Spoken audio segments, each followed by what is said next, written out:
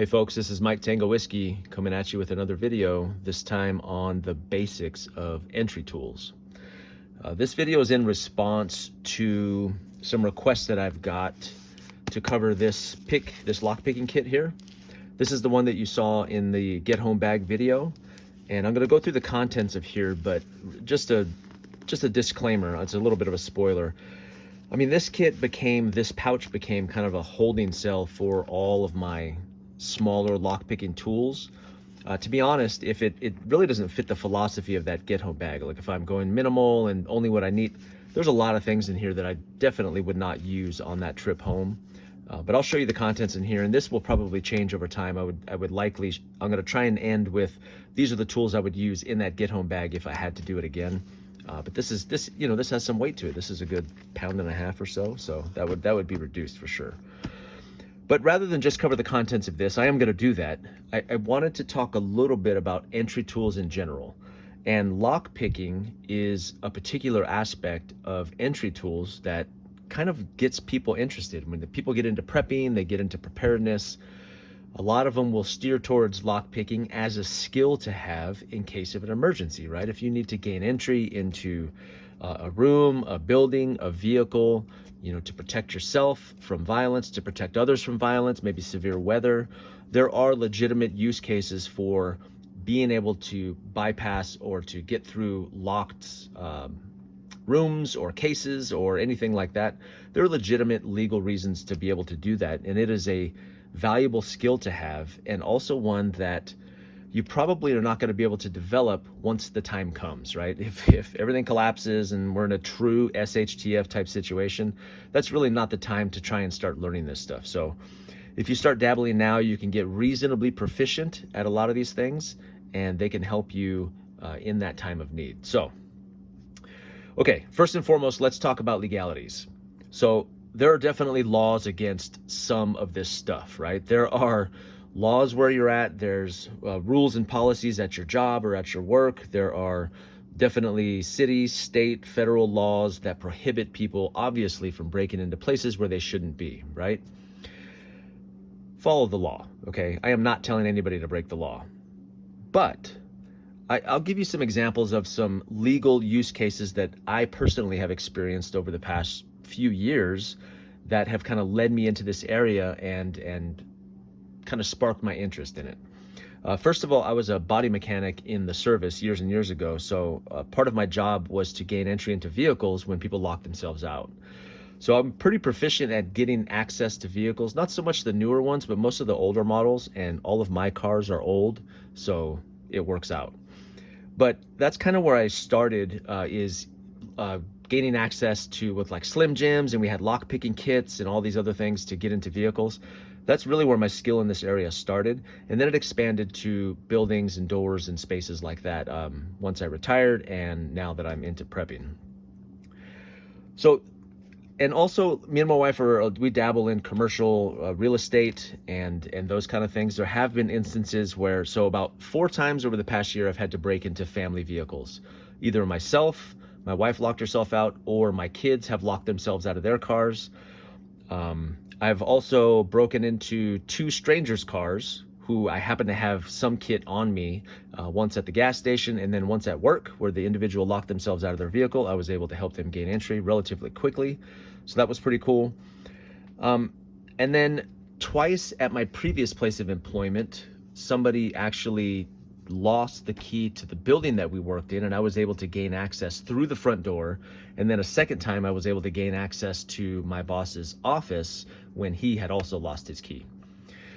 So these skills can come in handy. There are legitimate use cases outside of criminality, and I do think it's a valuable set of skills to have for preppers. So having said that, I gotta say also, it is cool. It's just cool. Today I taught someone that I know how to pick a lock, and you should have seen their face. It lit up. It's almost like magic the first time you get that lock to pop, and you feel like a magician. It really is incredible. It's exciting, and it's really, really fun. So it's a great hobby to get into as well, to kind of practice and dabble in these things. There's something else that being part of this, kind of being into this a little bit, has taught me. And that is that we are way less safe than we think we are. When you leave your house and you shut your door and you turn that little lock and your house is secure, that is a fantasy. Okay, this channel really, I'm hoping to dispel a lot of fantasy on this channel and with my videos, and that is a absolute fantasy. If people want to gain entry into a space, into a building, into a home, and they have time and tools, and they're going to get in. Locks in general, whether it's padlocks or door locks or bolt locks or safes or whatever it may be, they really only slow down determined people. Now, the good news is most criminals aren't very patient. Most criminals take the path of least resistance. I come from a family of criminals, trust me. If it takes too much time, if it's too noisy, if it's too difficult, they'll move on to an easier target, right? A target of opportunity and easy targets make up the bulk of that kind of criminality. But it really helped me understand that locks don't really keep us that safe. We're not as safe as we think we are. And some of these tools on the table have taught me that. It really is scary how quickly and how easily you can gain entrance into secure areas. And yeah, we're not as safe as we think we are. We put a lot of faith in these little keys and locks, and we put something on it. We're like, oh, it's good to go. There's a fence and a lock on that. Therefore, everybody will stay away. It doesn't work that way. So this can also kind of broaden your horizons in terms of situational awareness and help you understand just how easy it is for the right people with the right tools and the right skills to do some of this stuff. So, okay. So what I wanted to do is kind of talk a little bit about categories. There are categories of entry tools. First of all, I want you to think of let's say military and police. Really what military and police do, I would categorize it as breaching, right? The cops and the military don't care about that door when they're blowing it up, right? They'll use a tank, they'll use a battering ram. They just want to break the door down and gain entry and get to the people or the stuff inside. So I would categorize that as one set of tools, like breaching tools, shotguns and sledgehammers, maybe axes. They may use axes to break down doors, and now they use battering rams and all kinds of things. So I would categorize that. That's not really this world. In the prepping world, maybe way down the road in SHTF, and there's no rule of law, and that kind of thing would happen. Also, in a true emergency, like I told the story in another video about the guy in Buffalo who people were stranded on the highway and they were freezing to death, and he broke into a school and then got people from the highway to get into the school so they didn't freeze to death, right? In that situation, you'd probably just pick up a brick, right? You're not going to be in your car freezing to death, and then you go and you get your little pick out and you go and you start trying to pick the cylinder. You're going to pick up a brick and you're going to smash the window or a chair or something like that, right? To gain entry, to make sure you're safe and the people around you are safe. But that's breaching is kind of that first category. The second category is, I don't know what to call this. I think of firefighters. Like, firefighters need to gain entrance into buildings, but they take care to make sure that the door stays intact. Not all the time, but some of the time. And I have a friend who's a firefighter, and he told me that has something to do with the way the fire spreads. Like, when firefighters break a door open, they want that door to still remain there so they can close it, and it somehow prevents the fire from spreading. I'm not a fireman, so I don't fully understand that, but their set of tools look different than the cops, right? Cops and military are kind of one set of breaching tools. The firefighters are like entry tools. And then we have this kind of world here. Really what we're talking about is gaining entry so that the lock system stays intact. And I can imagine a few different use cases for that. If you were being chased, think about a mob or a riot or maybe an active shooter or some sort of aggressor where you or your family or somebody close to you, the people around you, needed to gain entry into a space, and then that door needs to remain intact so you can lock it behind you and keep that threat out, right? That's where some of these tools come into play, and that's some of the more likely use cases, I think, for us as preppers. Okay, so breaching tools, we have like fireman tools. That's not really us, right? The first responders, cops, military, that's really not what we're doing.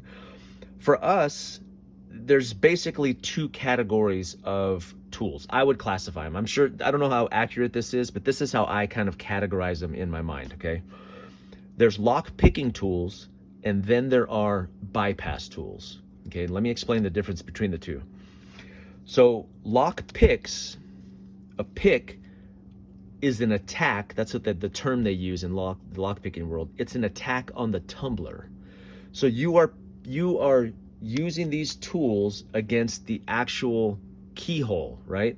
Where the tumblers are. And you're in there messing with the tumbler and the pins, and you're using a lever to get leverage and kind of put tension on it, and then you're working the pins so that's lock picking. Okay, that's lock picking. Now, a lot of the tools in here, so this is lock picking, this is lock picking. Some of this is lock picking. Most of everything else you see on the table here is what is called a bypass tool. A bypass tool is something that doesn't go after the lock, it goes around the lock. Okay, you are defeating the latch, or you're defeating the handle, or you're bypassing the tumbler and the pick and the lock. Okay. Now, I've dabbled in both. I'm okay at lock picking, but what I have found in my use case, in most of my scenarios, lock picking it takes a lot of time. It takes patience to get good at it, and I'm just not that patient, right? So I have these tools. I can use these tools, but I prefer bypass. I prefer bypass tools, and I'll show you a couple examples of what those bypass tools look like. I would categorize bolt cutters as a bypass tool. You're not trying to pick the lock, you're just cutting it off, right? This is a pair of like 14-inch bolt cutters. They're kind of loosey-goosey. I've had these for a minute. They were in my kit originally, for my get home kit, and I was like, what are you doing? You're not going to be cutting any locks off. So this is a pair of bolt cutters that I got. I did a short on these. That short is blowing up. There's like 12,000 views. I don't understand YouTube. It's weird. I'm like, hey, look what I found at a thrift store, and they're like 12,000 views. It's all right, cool. But I found these for $10 just yesterday. You know, this is a good set. It's like a 30-inch pair, 30-inch pair of bolt cutters for $10. These are good tools, right, to have. I would consider that a bypass tool. I don't know about an axe. I just wanted to show this because I made it. I'm going to do some videos on axes too, but this is pretty sweet. But an axe may gain you entry when you don't care about the door, you know, there's no legalities in place, like you just need to gain entry into a building. A small axe may work pretty well, right? Here's a bypass tool. I'm going to put the wedges all in one spot. I'm going to show you a couple bypass tools that are legitimate bypass tools. These are picks. We're going to set these over here for now. These are all bypass tools. This one's pretty sweet. This is called a double door tool. Okay, this is what I used to get into my prior place of business when we were all locked out. Now, I had been working on this for a couple weeks, and it was serendipitous that I had an opportunity that was legitimate and legal, and that my boss approved of, right? Which was pretty cool. But when you have the double glass doors with the push bar on the inside, this tool goes right in between those doors. You pivot it, and then it pushes the push bar from the inside, and you just push the door open. It's literally less than 2 seconds. It's kind of shocking how easy it is. Now, you have to find the right door for this to work, and I think I mentioned that in the previous video. I think a lot of people, when it comes to lockpicking, they'll go right to the front door, the front tumbler, and go straight to lockpicking on the front tumbler. If I really needed to get into gain access to a facility or a building for security reasons, I would walk around the building and look for the easiest entry. Don't take the first entry, go for the easiest entry, right? The back door may be much easier to get into than the front door, or vice versa, right? So this is a pretty cool tool. I always see these in kits. I think I'll talk about these here in a second, but this is an interesting one too. This one, I have another one in that kit there. This is a pin removal tool. This is actually for an AR-15. It's to remove the pins. That's why they're brass on the ends on an AR-15. But there's a pin removal tool in this kit as well for driving out door pins, right? Rather than try and pick the lock, you just remove the pins. If you have access, if the pins are facing you, the hinges are facing you, you can pop the pins out and then the door just comes off, right? Then you don't have to defeat the lock. So that's pretty cool. This is another one of those tools. This is, oh, I forget the name of this one, but firefighters use it or something very similar. And I just made this out of a square. And this works on where the side of the latch is the flush side of the tapered side of the latch is facing away from you. And you would slide this down in the door crack and it would pop the latch. So that's a pretty cool tool if you have the right door where that works. This is pretty fancy too. So this is for a deadbolt. So you go in between the doors and then you can reach the deadbolt on the inside and you turn the handle here like this and it can unlock that. I actually used this on my wife's store one time. So this came in handy. Can also work. A lot of commercial businesses will have a similar setup like this. So if you're like us and you're into commercial real estate a little bit, this is actually come in handy for that purpose.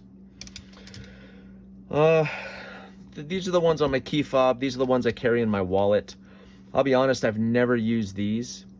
It actually got me kicked out of a casino once. This guy looked at my keys here and he goes, "What's this?" And I go, I think I told him it was a toothpick because I do use it as a toothpick.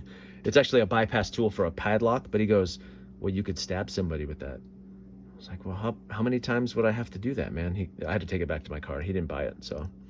But I've never actually used these tools. I have them on my key fob just in case. Like this is a traveler's pick, but those may come off of there because this is really fat when it fits in my pocket and it doesn't ride well. So those may come out. This sits in my wallet. There's actually a bypass tool here. This is to bypass a latch, right? When the latch is facing this way. So that's pretty cool. It kind of hurts the hands a little bit to use. I like to use gloves if I'm doing that. And there's a set of Bogota picks in here. And we'll talk briefly about the patterns here. Some levers and then that's a master key bypass there. This set right here, this is the stainless steel Bogota set. I believe I got them from ITS Tactical. And I'll list a couple websites that you guys can go look around at some of this stuff when I'm done. This set here this is the first thing that I go to. These sit in my wallet. These get me into my wife's candy machine at her store all the time. I get all the free Micanites that I want until she catches me, and then I have to buy a new bag for her. She uses my money anyway, so I'm not really making anything. I'm not getting away with anything. But in this kit, this is the first set that I go to because it's really cool because it has the picks and then the levers on the backside there. I'm lazy. I like rakes or Bogota picks. That's the picks with the multiple heads. So when you're attacking the tumbler, it's like a quantity attack where you're like you're hitting all the pins to see if they lock. These are the kind of picks that I prefer. I feel like they're faster. It may just be because I'm lazy. If you're more technical and more precise, you can use a pick like this and do one pin at a time. Some guys are really patient and they can use this. But whichever one you're not using, you can use to put tension on the tumbler and use the other one to actually go after the pins. So this is always my first go-to. I got into my boss's office with this. I get into candy machines, my wife's candy machine with this one. This is the go-to one for me. And that's been the most used probably out of everything in here. So that one's cool. Before I get into here, we're gonna cover these. These are, I would categorize these as wedges. Okay, pry bars. This is actually a nylon wedge. I don't even know where this came from. This is the wedge I showed in a previous video that I got from Amazon. They come in a set. These work really great on doors. This is another way to kind of wedge something. And let me say this first. These wedge tools, the purpose of these tools is to create space. You can do it in doors, like actual doors to buildings. But most often, in fact, every time I've used this one or this one, it's been to gain entry into one of my own vehicles. But this is cool too. This can slip into the crack of a door and then you pump it and it will blow up a little bit at a time and create space. So as it broadens that door, because some of these tools are designed to go in between doors, and if there's not enough space there, you can use these wedge tools, right, to create space for some of these other tools to get inside there. So that's basically what these are for. This one's really cool because you can just slam it with your hand into the door, and it creates space to get a coat hanger in there to gain access. I'm going to do a video on how quickly this tool plus a hanger can get you into, well, get me into my vehicle specifically. But very, very useful tools. I have these kind of stationed all over because my kids are constantly locking themselves out of their cars. So, but I would categorize all of these as space creating tools, right? Wedges or something similar to that. All four of these things. So those are very useful. In fact, the reason I carry this is because it's so hard to recreate in the wild. I've used door stops, I've tried pry bars, but the problem with these on a car is number one, you scratch the paint up, and then if you tweak the door too much, you are risking shattering that window. So on your car, it's like whatever. But if you're helping someone else and you start damaging their car, that worries me. It makes me not want to help because they're like, oh, you ruined my car, I'm going to sue you, I'm going to report you to insurance, right? So I don't like crowbars, but these are plastic and this is nylon. So it doesn't mar up the surface, and it's less likely, because it's such a gradual incline, it's much less likely to shatter a window or something like that if you're being too aggressive. So I like the plastics and the nylons. I think they work better. And this is even more gentle because it's just one pump at a time, right? Okay. So lock picking, let's kind of go through this. And like I said, this has just become a receptacle for all of my kind of loose lock picking stuff that I don't carry on me at all times. This bag here held most of the big like entry tool stuff. I used to carry that in my get home bag, and I'm like, what?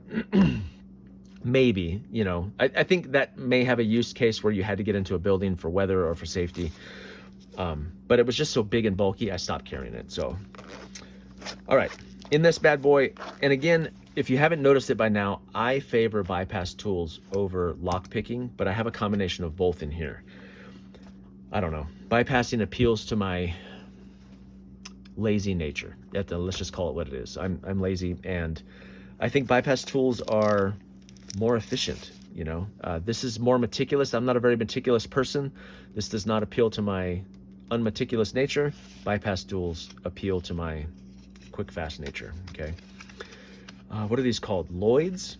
There are certain locks where the latch, the curve of the latch is facing you, right? The contour of that latch faces out, and you can wedge this into a door. Sometimes a door frame does this. It's like a right angle, but these Lloyds can get in there, and you can get in between the latch and the hole that the latch goes into and pop a door open. Mostly interior doors. This is just a milk crate. This is just cut from a milk crate. Okay, so I made this one. I've actually used those a couple times. They're pretty cool. Okay, once again, there's stuff in here that I don't use. I don't know how to use this, right? Like these are bump keys. Bump keys are kind of a cool thing where they have all the teeth. You put them in there and you like whack them from the back, and it jumps the pins all in place. That seems really fast and easy to me, but I have not trained on it. I don't know how to use these, so they just kind of live in here because I don't have any place to put them, and I don't want to lose them. These picks here are ones that I would add or subtract to my key bar, so I can add them to this. So I keep those extras here. Another wedge, a nylon wedge to create space. This is kind of a wedge tool too. This is nice and stiff. It's very thick metal. It's got some flex to it, and a knob on here. This becomes important too. There's a lot of lockpick companies out there that don't put covers on them, and it's cheaper for them that way. But man, if you're working at that for a while, it really begins to wear away on your hands. I prefer the ones, because I'm 50 and I'm weak and I'm soft, I prefer the ones with nice padding on there, right? You can use a dip to create that. I have used, what is that called? Shrink wrap. So I made this little padlock bypass with some shrink wrap on there, just a heat gun and some shrink wrap. So you can do them yourself, but these dipped ones are really nice. So I'll talk about this here in a second. Where'd this guy live? I don't know, over here, right here. So this is one you can attack the actual latch. It's nice and stiff. Sometimes you need a stiff piece of metal. Another pry bar. This was really cool. A local custom knife maker made this, and I traded him for some antlers. I don't really have any place else for this to live. I feel like this would be cooler on my keychain, but I've never really had a need for a pry bar. I know guys carry them, and I know the EDC world loves them. I like them too. I've never had a need for one. But anyway, that guy lives in here. Back here, I've talked about these in other videos. Traveler's picks. Now, these are not Traveler's picks. These are just Home Depot, what is that? Harbor Freight, I don't know, some cheap, local hardware store picks, but they do the same thing. Again, a pick like this and that Bogota set, if I had to do it all over again, I wouldn't buy all this crap probably. I would start with a set of these Bogotas and a pick. That really, for me and my purposes and most of the stuff that I face in a normal, having a job, dad kind of life, maybe this guy. Those are the things that I probably have gotten the most use out of. But I've got 2 picks in here, a little bit different shape, and sometimes that's helpful too to get into a tighter space. Wedges on this side. This is a commercial door bypass key. This is pretty cool. I haven't got a lot of chance to practice this, but because of our dabbling in commercial real estate, this has come in handy a couple times where I've actually got to use this on a commercial lock. It doesn't look like much, but man, it's magic when it works right. Over here, I've got some levers, because what you're going to do is you're going to go to these websites and you're going to start looking at kits. Which kit should I buy? Should I buy this kit or that kit? All of them are good, and all of these kits are going to come with some variation of these picks depending on what profiles you want. Like I said, I prefer the rakes and what's called the Bogota shape. So I like these little shapes here that give me multiple chances on each pass, each push and pull to hit those pins. But that's just me. Some people prefer the individual ones, and there's lots of different shapes that you can use. There's lots of different shapes that they sell, and people like them for different reasons. So once you get into it, you'll find what is your favorite and just stick with that.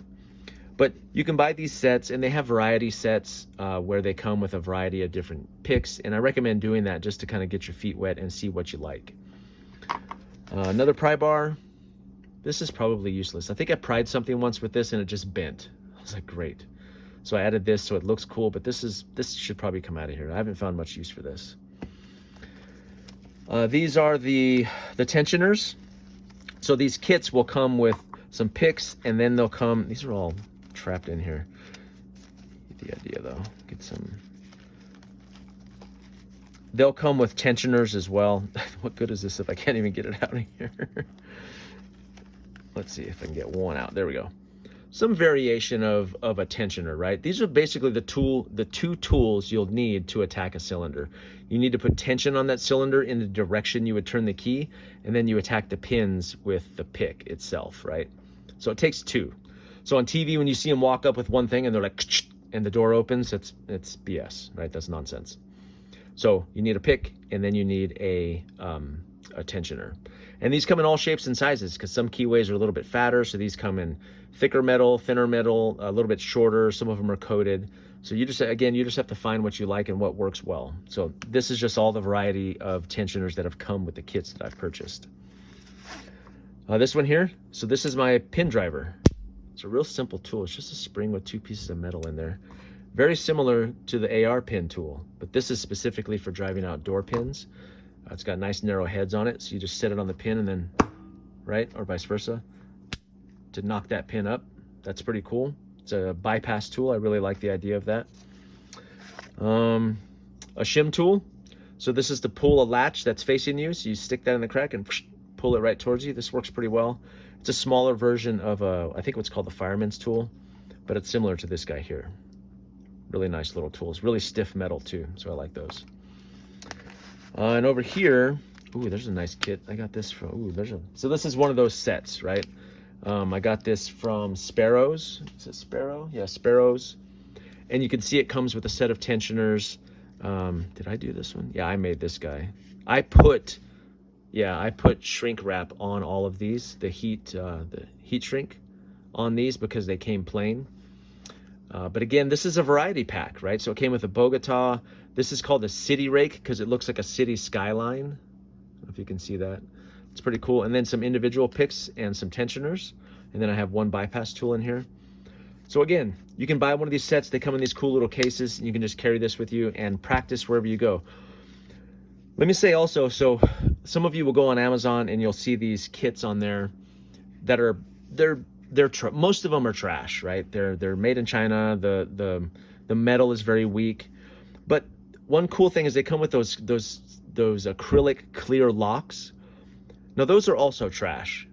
But like the person I taught today, I taught with one of those trash picks and that trash lock. That lock is very sloppy. So it's made in a way where it's pretty easy to pick. So it's a little bit deceiving. So when I first got that, I was like, bam, I could do it over and over on command. And then I was like, I'm ready. And then I spent 30 minutes on my first real lock thinking I was going to open it. So the slop on that one is very high, I think, to make it easier. But it does a nice job of showing you, because you can see the pins. So it's a good demonstration of what you're trying to do. Because otherwise on a regular lock, you're blind. You're kind of feeling in the dark for those pins and the sounds and the tension. And that clear lock makes it pretty easy. So I would get one of those if you're teaching children or you're teaching other people, and for you when you first start. But eventually there's companies out there that make much better editions of that, so you can get better practice. But there's a time and place for those, especially if they're super cheap, just when you first start. But eventually you need to upgrade to some better steel and some better kits if you want to get serious about it. These are also called Lloyds. I made these. This is just cardboard stock that's laminated. This is pure laminate. This is like the cover of a file folder, like a school folder that you might see. And each of these is a little bit different thickness depending on the door. So if the door and the latch are really tight, it may require something that's a little stiffer to kind of slide it in there. You may have seen, like on movies, people using credit cards to get in there. It's the same concept. That's a Lloyding attack on that latch. So they're flat, they don't take up any space, they're cheap, they're easy to make, and you have a variety of them. So I like carrying these because they can be pretty useful, and a very quick attack on the right door. Is that everything? I think it is.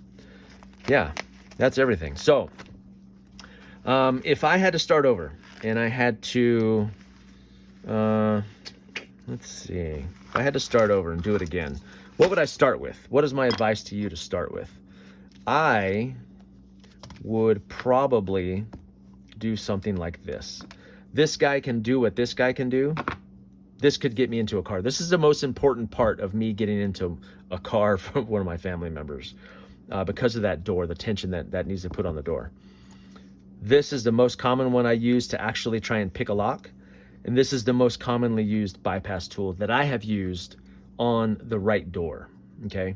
So if I had to start again and I was just starting, I would get a traveler's pick or a Harbor Freight, just one of those little picks, these little pick sets that they sell at all your hardware stores.